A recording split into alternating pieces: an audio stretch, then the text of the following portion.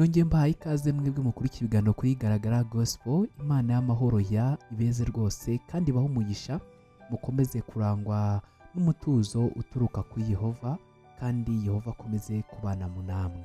Ndi Ishimwe Josue Maripasi, njye mbabwira nti ubuzima niwo mutungo dutunze iteka, fondasiyo y'ibyo twifuza kugeraho byose ishingiye ku buzima. Nkakubaza ngo none ni iki waburutisha? Ubuzima ni ingenzi cyane, ubuzima bw'intekerezo ndetse no kumenya ukuri kutakatuyobora muri iyi si igoye cyane, yaho ikibi gisa nkaho kiganje kandi nanone amakuru yandagaye ku buryo ikibi cyogera hose.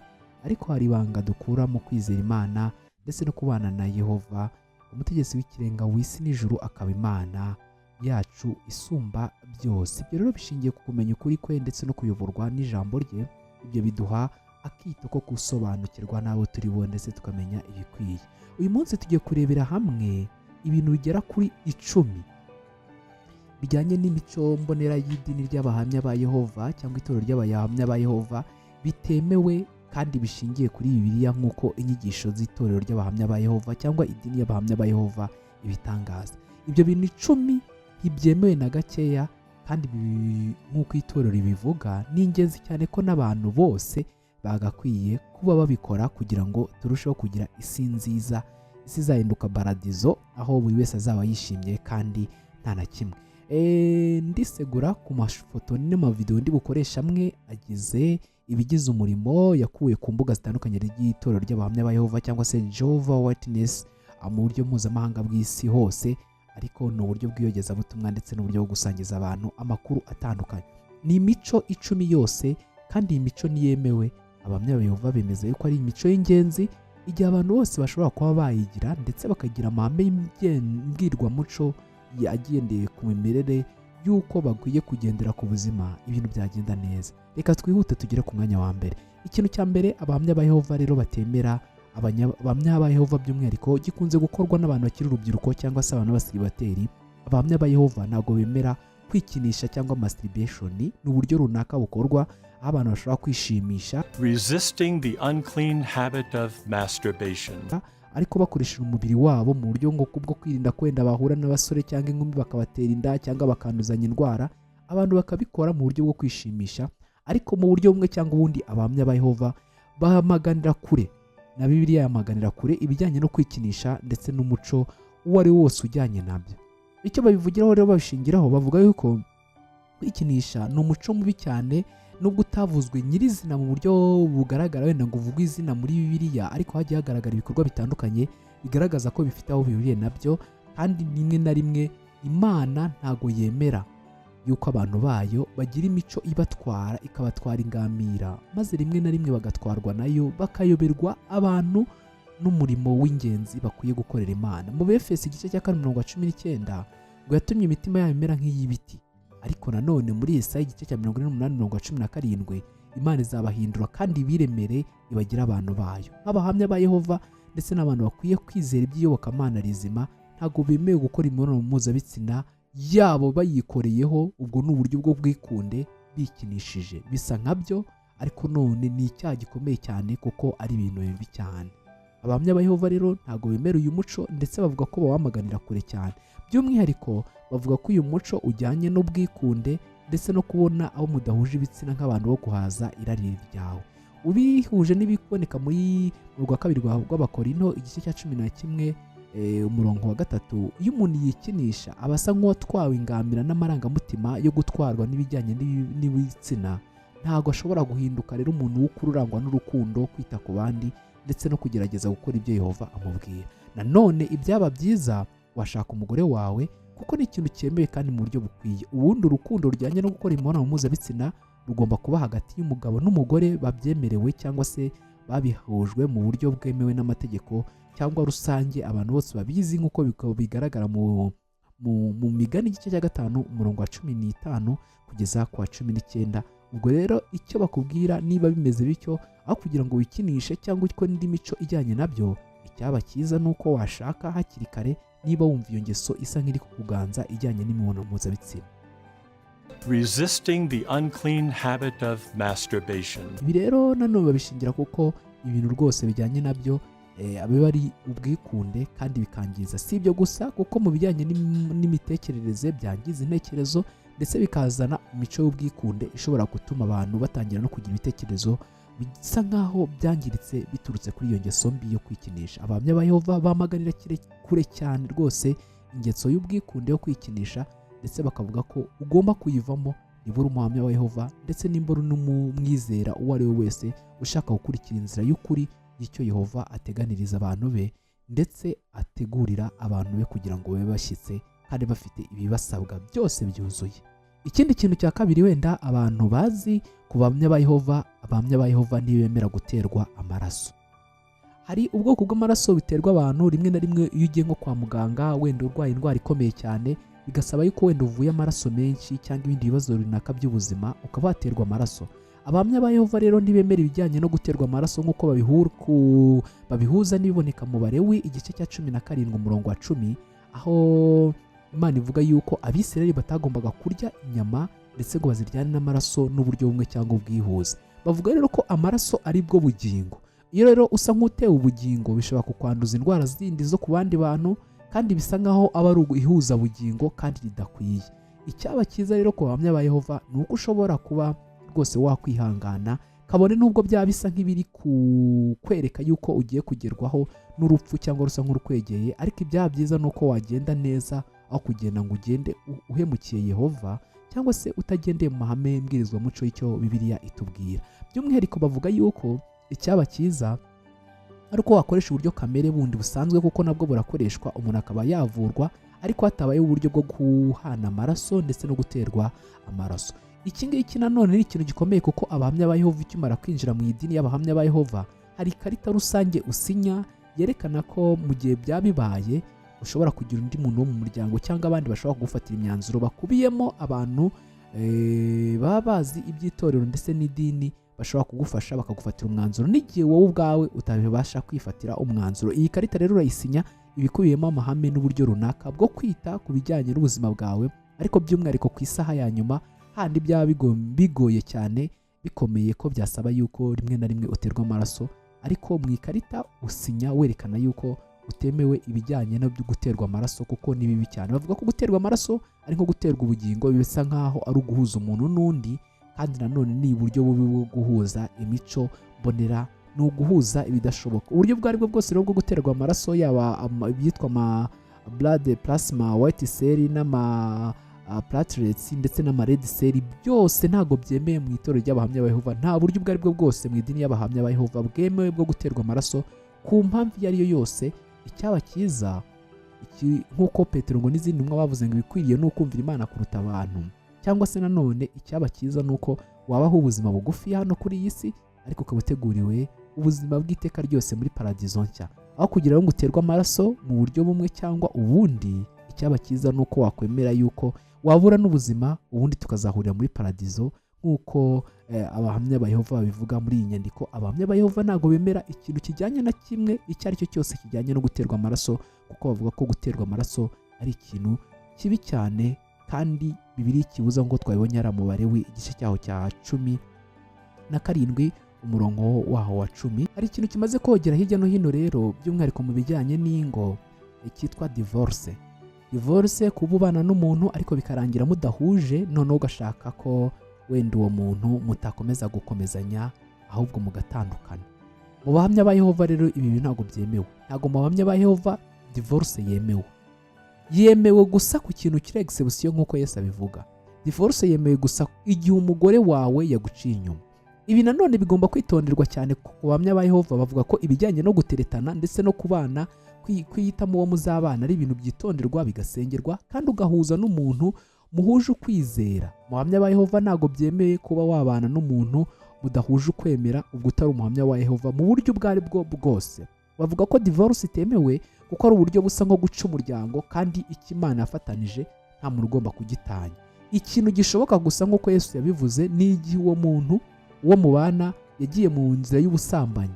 Ubundi kimwe mu bintu by'ingenzi aba bana bagomba kuba bitaho ni ikijyanye n'imibonano mpuzabitsina. Rimwe na rimwe rero iyo umuntu asa nk'ugiye hirya yabyo, kuko ku bana ubundi bisobanuye kuba bagiye kure mu muryango kandi bwari uburyo bwo kororoka, abasa nk'uri kororoka ahandi kandi ibyo bintu bitandukanye n'ukuri kuko wowe muba mwarabanye mwarabyemeranyije ko ari wowe muzororokana cyangwa se muhindutse umwe. Urwo rugingo rero rwawe iyo rusa nk'urukuvuyeho nibwo bwonyine wemeye yuko urwo rugingo watandukanywa narwo, ariko rusa nk'aho ari rwo rwabikoze. Naho ubundi uburyo ubwo ari bwo bwose mu Bahamya ba Yehova ntibyemeye yuko ushobora gukora divorce n'umuntu mu gihe hatabayeho ibyo ngibyo. Igihe bisa nk'aho bibaye hari ibindi bintu mutumvikanyeho bigoye cyane bindi, wenda nko kuba mutumvikanye, kurwana mu rugo, ibibazo by'imitungo ndetse n'ibindi, mu Bahamya ba Yehova ntibyemeye ko wakora divorce. Iyo ukoze divorce binabaye ntabwo wemerewe gushaka mu bundi bwa kabiri mu buryo ubwo ari bwo bwose, kandi ngo wemerwe mu itorero cyangwa mu idini y'Abahamya ba Yehova nk'umuntu ukwiye wakoze igikwiye. Igishoboka gusa ni igihe umugore wawe yafashwe asambana cyangwa se umugabo wawe yafashwe asambana aguca inyuma, nicyo kintu cyonyine gishoboka kuba cyakorwa divorce. Bakaba bashishikariza abizera babo ndetse n'abantu bakurikira ko icyiza burya ari uko washakana n'umuntu musa nk'aho mwahuje kandi muri umuntu umwe. Ibyinshi biba bisa nk'aho rwose ari uburyo runaka bwo kuba ari uburyo bwo kwanga cyangwa se kwangiriza ahazaza hanyu. Ubwo rero mu buryo ubwo ari bwo bwose mu itorero cyangwa mu idini y'Abahamya ba Yehova ntabwo ikintu icyo ari cyo cyose kijyanye na divorce cyemewe mu buryo ubwo ari bwo bwose, keretse gusa iyo exception cyangwa se iyo rengayobora rivuga ko igihe umuntu yafashwe asambana, icyo gihe byonyine byo birashoboka ko yahabwa divorce, ariko mu buryo bumwe cyangwa ubundi Abahamya ba Yehova ntibemera ko hagomba kubaho divorce ku bashyingiranywe. Ikindi kintu cya gatatu, ubwo ni ikintu cya kane, icya mbere navuze guterwa amaraso, icya kabiri ni isabukuru, icya gatatu ni divorce, noneho icya kane noneho ni ukujya mu gisirikare cyangwa gukora imirimo ijyanye n'umutekano. Abahamya ba Yehova ntabwo bemera uburyo ubwo ari bwo bwose bwo gukora imirimo ijyanye n'umutekano, nko kujya mu gisirikare, mu gipolisi, mu nzego z'umutekano zindi, kuko bavuga ko ubwo buryo ubwo ari bwo bwose ari ukurema amatsinda ashobora kugira nabi abandi bantu mu yandi matsinda. Bavuga ko intambara iyo ari yo yose aho iva ikagera iba ari mbi.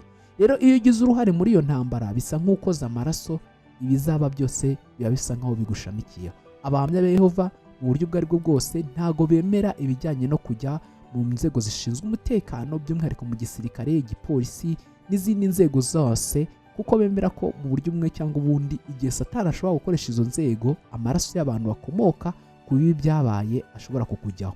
Mu buryo bumwe cyangwa ubwo ari bwo bwose nta muhamya wemerewe kujya mu gisirikare, mu nzego z'igipolisi ndetse n'ibindi, kuko batandukanye rwose kandi bitandukanya rwose n'ibijyanye na politike. Iyo uri mu gisirikare cyangwa muri izo nzego byumvikana ko uri ku ruhembe rw'imbere mu banyapolitike. Ikintu rero cyo kujya mu gisirikare cyangwa se mu nshingano izo ari zose zishinzwe ibintu by'umutekano ku isi mu mareta, Abahamya ba Yehova ntabwo babyemera. Hari ikindi kintu cya gatandatu, Abahamya ba Yehova ntibemera kwitera tatuwaje. Ni ubu buryo runaka bugezweho bwo kwishushanya ku mubiri. Ibi rero bijyanye n'ibindi bintu bijyanye n'uburyo Abahamya ba Yehova bagaragara.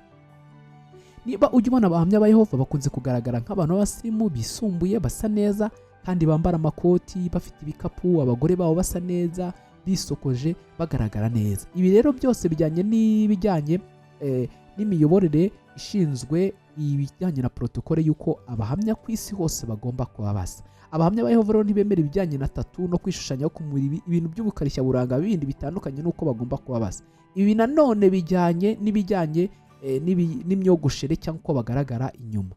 Abahamya ba Yehova nanone ntibemera ibijyanye no kuba wenda watunga nk'amadrede, iyi misatsi irenga cyane, ndetse mu ntangiriro za mbere Abahamya ba Yehova bibanze baterekaga ubwanwa, bakaba banagira ubwanwa bwinshi, ariko muri ubu ngubu ntabwo ari byiza, ndetse babishishikariza abantu ko byaba byiza abagabo nabo badatunze ubwanwa bwinshi bwa bundi nyine burebura bunini cyane, ahubwo akaba ari abantu basa neza, bambaye imyenda ikwiye isa nk'iy'abadiplomate. Mujya mubibona ko Abahamya ba Yehova baba bambaye batyo. Rero ibijyanye na tatuwaje ntibyemewe, no kwambara imyenda isa nk'aho ari migufi cyane cyangwa se mu buryo ubwo ari bwo bwose burabura abandi, mu buryo ubwo ari bwo bwose ntabwo byemewe. Bavuga ko tatuwaje nk'uko bigaragara mu bare w'igice cya 19:28, aho bavuga yuko ibintu byo kwishushanya ku mubiri ndetse n'ibindi abisirayeli bari barabibujijwe, ndetse wagera no mu gutegeka kwa kabiri igice cya 14 umurongo wa 2, abisirayeli bagombaga kwitandukanya n'indi myizerere. Bavuga ko rero nk'abantu bagendera ku mahame mbwirizamuco y'icyo Bibiliya ivuga,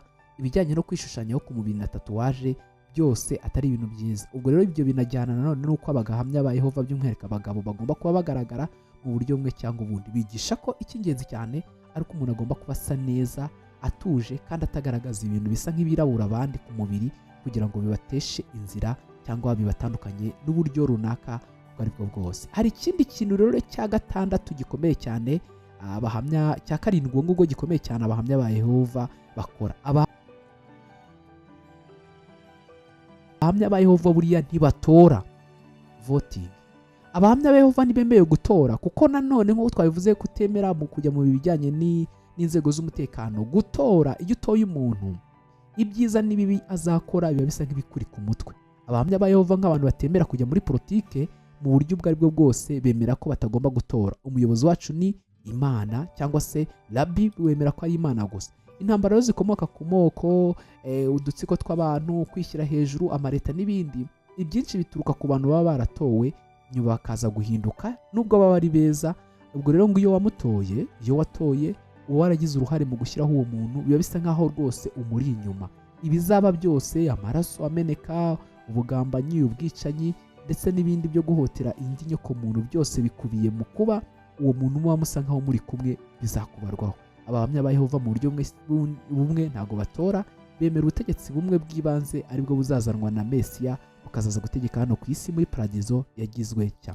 Ibi bijyanye nanone no kuramutsa ibendera cyangwa se kuririmba indirimbo zubahiriza igihugu. Abantu bakaramutsa ibendera basa nk'aho bariho icyubahiro gikomeye cyane. Icyubahiro cyonyine kigenerwa Yehova nk'umutegetsi w'ikirenga w'isi n'ijuru.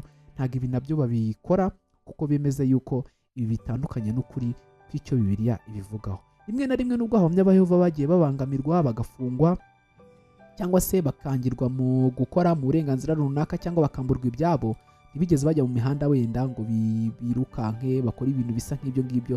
Babonye ko ukuri kwari guhari ari ukutuza, ndetse abenshi barafunzwe, ariko ntibigeze bivanga muri politike ndetse ngo bajye mu bijyanye n'uko bashobora kuba babangama cyangwa se basa nk'abari muri leta.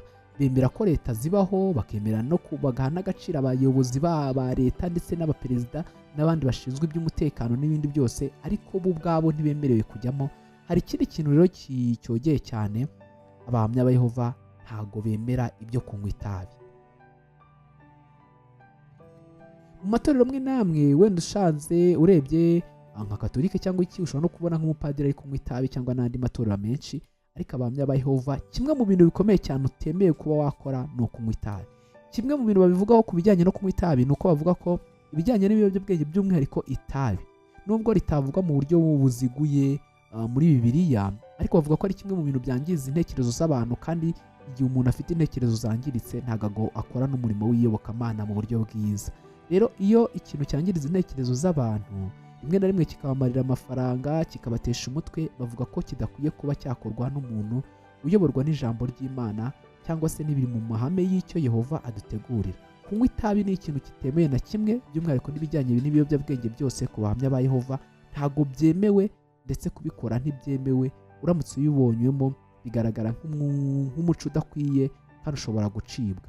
Itorero rero ku nteko nkuru nabyo batangaho amabwiriza ahamye ajyanye n'uburyo abahamya ba Yehova batagomba kunywa itabi cyangwa se batagomba kuba bagira aho bahurira n'ibyo bijyanye no kunywa itabi. Gusa ibi bitandukanye n'ibijyanye n'ibindi biyobyabwenge cyangwa se nk'inzoga ndetse n'ibindi, ngo umuntu ashobora kuyinywa ku rugero runaka ariko adacengesheje. Gusa ikijyanye n'itabi cyo nta tesite n'imwe ihari, ahubwo igihari cyo ni uko ugomba kureka ibijyanye no kunywa itabi. Ibyo binakubiyemo n'ibiyobyabwenge bindi byose bikoreshwa muri buriya buryo, ubwo ni nk'urumogi, kokayine, marijuwana n'ibindi byose, za mugo. Nta muhamya wa Yehova wemeye kunywa ibyo bintu mu buryo ubwo ari bwo bwose bushoboka. Igishoboka cyonyine ni uko ushobora gukoresha ibindi bice runaka bijyanye nko kunywa inzoga, byo bemera ko ntacyo bitwaye, ariko iby'itabi byo babyamaganira kure, kandi bavuga ko umunywi w'itabi uwo rwose atandukanye n'uko Yehova yifuza ko abantu be baba bameze. Hari ikindi kintu cya kabiri, abanyayehova ntibemera ibijyanye no kwihuza n'andi matorero ndetse no kuganira nabo ibijyanye n'iyobokamana. Ikintu ni ikintu gikomeye cyane, ubwo ari ikintu cya 9, ngera ku kintu cya 10. Abahamya ba Yehova ntibemera ibijyanye no kuba wenda umuntu ushobora kumubwiriza, kuko ibi ngibi babyita nka maraya ukomeye. Bavuga ko uku kwivanga aribyo bita ubusambanyi, ni ukuvanga inyigisho zitandukanye. Bemera ko iyobokamana ry'ukuri rishingiye ku itorero ry'abahamya ba Yehova ari bo ubwabo, kandi rijyanye n'icyo Yehova ababwira, bihuje n'amahame y'imbwirizwamuco y'icyo Bibiliya yigisha. Ibyo rero bisa nkaho kujarajara, kujya kumva izindi nyigisho zo mu yandi matorero, aribyo bita ubusambanyi, kandi aribwo bwateye. Ibabigeranya rero na maraya ukomeye wicaye kuri ya nyamaswa y'imitwe 7. Binavugwa ko amatorero menshi yo kuri iyi si yicaye kuri iyo maraya ikomeye, aho ahuza ibyitwa ecumenisme n'impuzamatorero byose ntibyemewe. Nacyo bituma ngo rimwe na rimwe habaho intambara n'ibindi by'imvaravumbagatanya yindi. Abahamya ba Yehova ntibemera ubwo aribwo bwose. Ntabwo wamutumira ngo aze kukubera umushyitsi ubwo mu badivantiste munsi wa 7, mu bakatolike,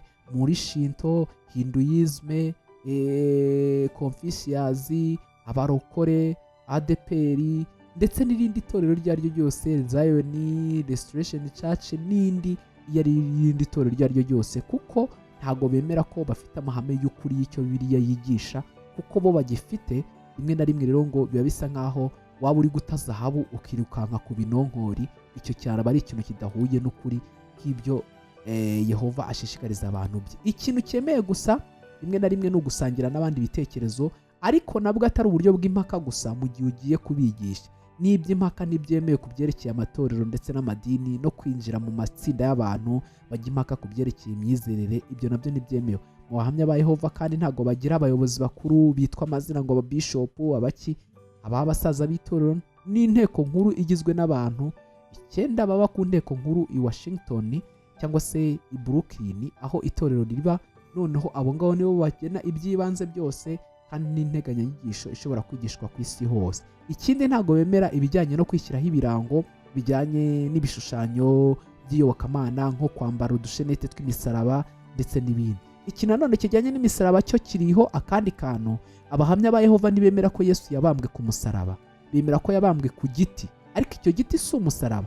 Bemeza ko umusaraba ari indi nyigisho yindi yagiyemo ihuye n'iby'abapagani ba kera, bakavuga ko yabambwe ku giti cyari gifite ikindi giti kitambitsemo hagati. Oya, bemera ko yabambwe ku giti. Ubwo ni ukuvuga ko Yesu yabambwe ku giti gishinze, amaboko ye akamanikirwa hejuru akazirikwaho. Ntabwo yabambye ku giti gifite ikindi giti kigitambitseho, aho yarambuye amaboko agaterwa imisumari wenda uburyo bumwe ndetse n'ubumoso. Ahubwo Yesu yabambwe ku giti, ntabwo yabambwe ku musaraba. Ngiyo ni imyizere y'abahamya ba Yehova, by'umwihariko nageze ku cya 9 kijyanye no kutaba babikwihuza n'andi matorero mu buryo bumwe ubwo ari bwo bwose. Ibyo rero nanone bavuga ko ibyo ngibyo bidakwiye. Hari ikindi kintu cya nyuma cyane gikomeye cyane. Abahamya ba Yehova ntibemera ibijyanye n'ibirori, by'umwihariko iminsi mikuru. Ubwo turahera ku masabukuru ndetse n'ibindi byose, Noheri, ibyo bindi. Uretse nk'ubunane kuba baserebura ku mwaka urangiye nabyo, ariko badahuza n'ukuri uko bibaho. Ariko ibijyanye na Noheri, iminsi mikuru iyikomeye yitwa Halloween, yitwa Pasika, ndetse n'ibindi byose, abahamya ba Yehova ntibemera iby'iminsi mikuru ibyo ari byo byose. Ubwo ya minsi mikuru ijyanye no mu gihugu, nko kuramutsa ibendera cyangwa iy'igihugu yindi, nayo urumva ko ntigomba kuba ikubiye muri ibyo ngibyo bemera, ndetse ntabwo bagomba kuyizihiza. Ubwo hagakubitiraho n'iminsi mikuru nka Noheri, Pasika, ibindi byose. Ibyo byose ntibyemeye, yewe n'iminsi mikuru y'amasabukuru iyo yindi isanzwe yose nayo ntiyemewe.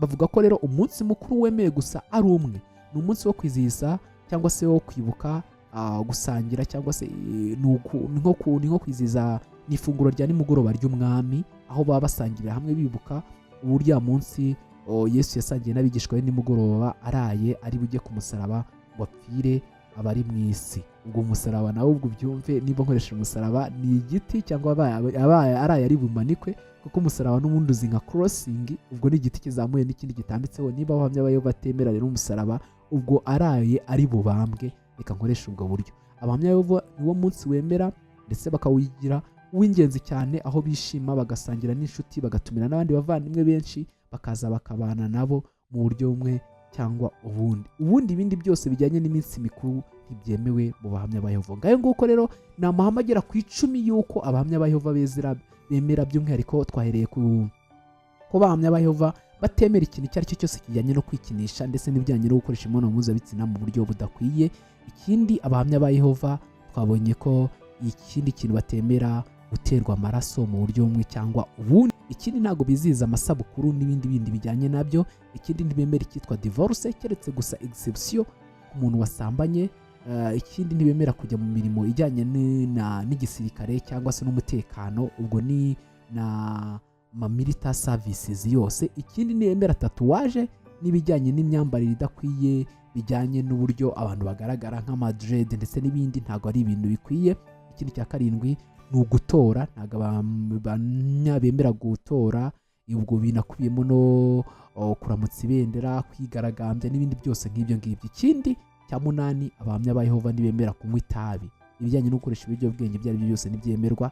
Ikindi kintu cya kabiri cya cyenda ni ukwihuza n'andi matorero mu bijyanye n'ibiganiro mpamo byo kuganira ku myizerere ndetse n'ibindi, ntabwo ibyo bintu bikozwa, ndetse no kuba abashyitsi mu yandi matorero ibyo bintu birabujijwe cyane rwose. Ikintu cya cumi duhereyeho dusozerejeho ni ikijyanye no kujya mu minsi mikuru iyo ari yo yose. Ubwo iminsi mikuru ijyanye na Noheli, iminsi mikuru nk'amaholidays yandi ajyanye no kwishimisha bindi, bavuga ko atari ibintu by'ingenzi.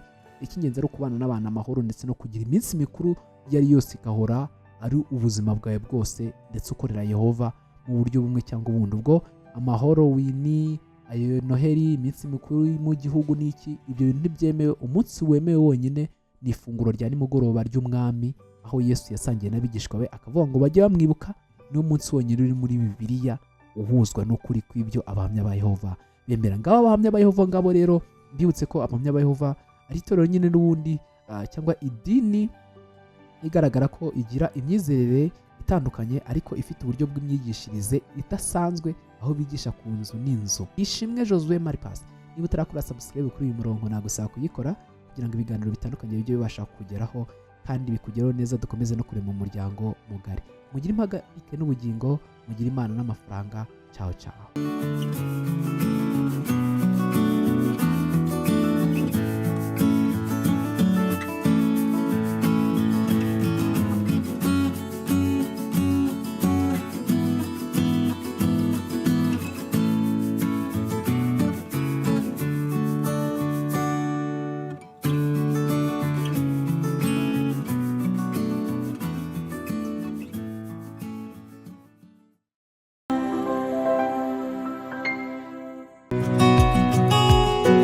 Ufite ubushobozi, urifuza kuba umusirimu usobanutse kandi usa neza?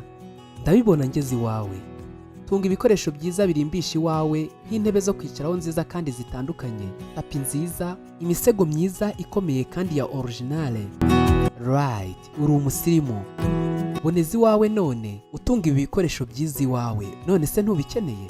Hamagara 078 167 167 2 cyangwa 079 45 11 66 0. Niba utuye heza, reka hase neza.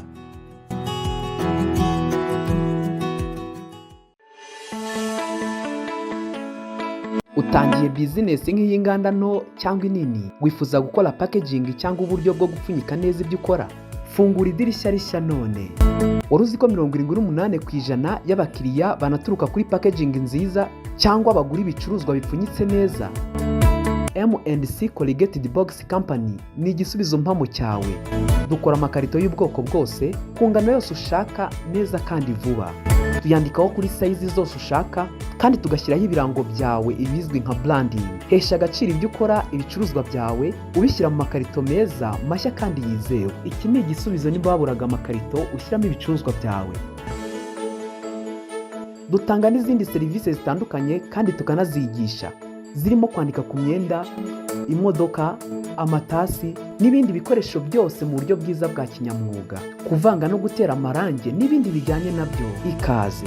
Fungura idirishya rishya none urebe indi page nshya y'ubuzima butoshye. Koresha packaging nziza cyangwa pfunyika neza bikubereye kandi bitangiza ibidukikije. M&C Corrugated Box Company. Duhamagaye kuri 078 48 19 233 cyangwa 078 11 86 370.